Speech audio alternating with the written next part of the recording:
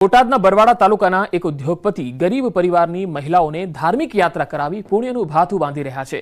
નવા નાવડાના ઓધવજીભાઈ મોણપરા છેલ્લા 15 વર્ષથી ગામના લોકોને વિનામૂલ્યે યાત્રા કરાવી રહ્યા છે।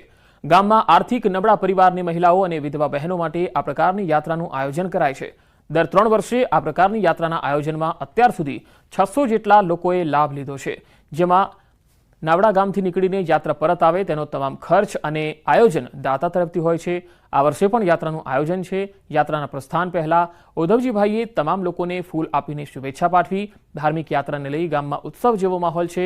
આ સમયે બરવાડાના પ્રાંત અધિકારી અને તાલુકા વિકાસ અધિકારી પણ હાજર રહ્યા।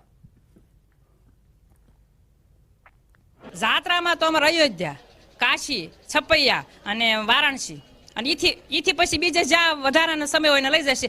1 રૂપિયો અમારો ખર્ચો નહીં, ટોટલી સાહેબ દાદા આપવાના છે। ઈચ્છા તો બહુ આમ સુવર્ણ એવી મજા આવતી, કીધું ના વાત કરતા હતા કે અમારે જવાનું ઉમંગથી હોંશથી બધાને એમ। અહીંથી જે પ્રવાસમાં લઈ જાય છે તો કોઈ પણ સમાજના એક જ્ઞાતિબાદ હોતો નથી અને નાનામાં નાનો માણસ હોય તો એમને તમામ અહીંથી નાવડેથી ઉપડે તો પરત આવે ત્યાં સુધીની તમામ સુવિધા વધુ તરફથી મળે છે। અને જે ગામની અંદર નાનામાં નાનો માણસ હોય તો પણ એ યાત્રા ન કરી કે એને અયોધ્યા છે કે કાશી છે કે ગમે ત્યાં જે પ્રવાસમાં જવું હોય તો એ નાના માણસને આનો લાભ મળે તો એ પણ અતિ ઉત્સાહી હોય છે। બધા વિધવા બહેનો માટે આયોજન કરવામાં આવે છે કે ગામમાં કોઈ જ્ઞાતિબાદ નહીં, ગમે એ જ્ઞાતિને આવી શકે અને જાહેરાત કરી દેવાની, જેને આવવું હોય એને અમારી પાસે નામ લખાવી જાય અને આધાર કાર્ડ આપી જાય।